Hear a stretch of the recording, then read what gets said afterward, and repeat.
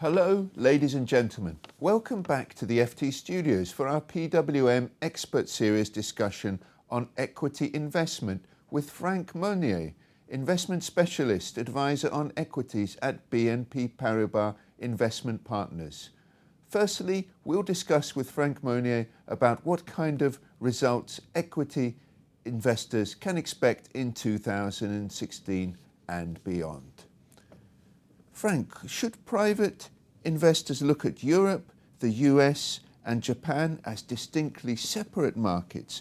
One of each will be in the ascendancy at any particular time, or should we think that equities, particularly small cap equities, behave more as one asset class, displaying key similarities and offering similar prospects, whichever market they're in? Well, I think you're right, Yuri. Smaller companies or small caps have common characteristics across the three regions. Mainly, you talk about four characteristics. Firstly, you have stronger earnings growth than large caps. And this is because small caps tend to be focused on fewer markets, fewer products. They tend to be more flexible, and therefore they tend to grow faster than large caps. This is the main characteristic.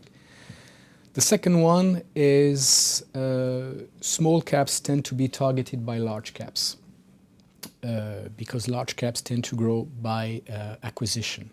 So this recurrent M&A activity provides further upside potential, definitely. The third common point is that with small caps you have strong alpha. And this is largely due to the much lower coverage of small caps by investment professionals than that of large caps. So with small caps, really stock selection can contribute more than sector allocation. And lastly, it's about diversification. I mean, small caps always provide a strong diversification to an equity portfolio because they have a different risk-return profile. They tend to move up or down at different moments.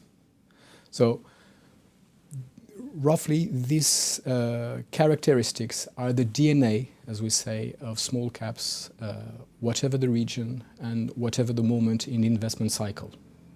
So if we look at those three regions, Europe, the US and Japan, it's been a time for private and institutional investors. It's difficult to get alpha at the moment, but what kind of returns could they potentially expect from the small cap universe across those three regions? Yuri, it's difficult to forecast the returns, but we can forecast the earnings growth.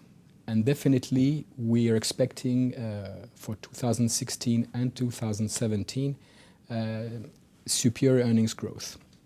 When we look at the consensus data provided by the IBES database, in each of the three main regions, we see superior earnings growth. In Europe, we're expecting some 13% growth, that is roughly 60% more than for large caps. In the US, we're expecting 11% growth, which is roughly in line with what we expect for large caps, because right now the market is more mature. But in Japan, when we're still in a boom market due to the extraordinary economic plan known as Abenomics, we're expecting above 15% versus 11% for the broad market index. So it's significant and superior to the growth expected for large caps. So Frank, although you've outlined the similarities in the different markets, in the US and Europe in particular, aren't there also some key differences in the US being more of a domestic market where you invest in a European or UK small cap in particular, and you've got access to maybe 5 or 6 other markets through a single investment? No, definitely, Yuri. The Europe, as far as small caps are concerned, is a more open economy than in the US. In the US, when you look at the index for small caps, which is the Russell 2000, I think that the last figure shows that some 80% of the turnover of the companies comprising the index have a domestic activity. So it's very much focused on the domestic activity. Whereas in Europe, maybe 50% of the companies comprising the MSCI Europe Index, small cap index, are really open to the outside world, whether through subsidiaries or through exports. So a European investment in small caps has more diversification and less risk potentially? No, there is diversification in the US market as far as economic sectors are concerned. It's just that the US small cap market is more centered on the domestic activity, but of a big country.